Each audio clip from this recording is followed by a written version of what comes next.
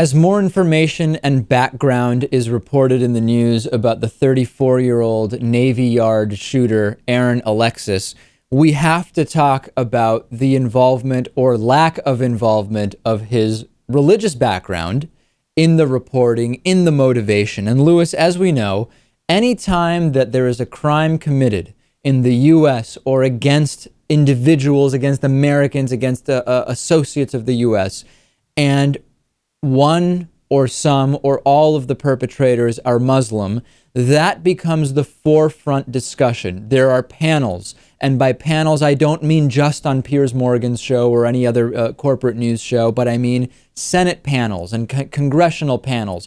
And Congressman Peter King from New York wants a hearing on the American Muslim problem. However, when the perpetrator or perpetrators are not Muslim, religion is rarely mentioned, and if it is not really a part of the discussion. It is not really a factor. It is not really a concern, particularly when the religion is Christianity. In this case, we have a little bit of an interesting situation, a different situation, in that Alexis was a practicing Buddhist, reportedly deeply into Thai and Buddhist culture, learned Thai while working at a Thai restaurant. He worshipped at a Buddhist temple in Fort Worth, Texas.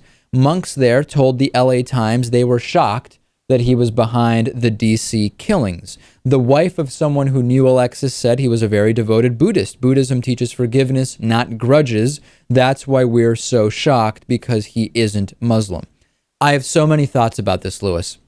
The number of hypocrisies and double standards that we can observe here are numerous. Number one, in this case, it's trying to figure out why someone who is Buddhist would commit a crime because Buddhism teaches about forgiveness and not having grudges.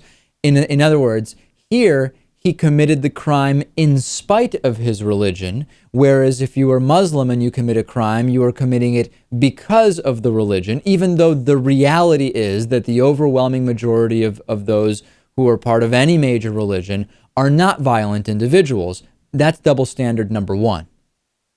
Agreed. Yeah, that's true. But on a side note, we'll just say that Buddhism technically isn't really even a religion. No, it's not in many senses. I mean, there is not a God per se. I did quite a bit of reading about Buddhism yesterday and today, kind of preparing for this.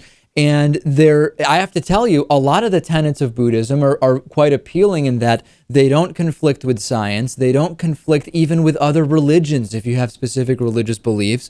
It's more about mindfulness, awareness, integration with the world around you. I mean, to call it a religion to many is a stretch. That's a good point. But for the purposes of our discussion, it's the religion that he perceived himself to have.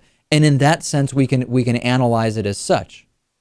Right, right. I mean, you're not going to find many people in the world who, when a Buddhist commits a crime, have a panel about the dangers of Buddhists. That's right? exactly right. No one is condemning Buddhism. In fact, people are saying you would imagine that Buddhism would be a mitigating factor, something that would make you less likely to commit violence. Now, the argument could be made, well, it's because there are many less violent incidents involving Buddhists than there are from Muslims, for example. That's an argument that could be made. But I don't really buy it, because let's analyze it even within the context of this one incident, putting aside the broader discussions about the religion or belief system or the understanding system of Buddhism. Even within this story, it is not really being mentioned very much, and it's because religion is important when there's violence if you are Muslim, and we see this much more notably, Lewis, when the perpetrator is a Christian, as are many, countless criminals in the United States. Most criminals in the United States subscribe to some form of Christianity. And it's a shame that so much of the discussion goes towards religion, when Right. in reality, we should be talking about mental health and trying to spot and or help people like this. We should be talking about mental health. We should be talking about veterans' health care. All of these things that we talked about yesterday should really be where the focus is.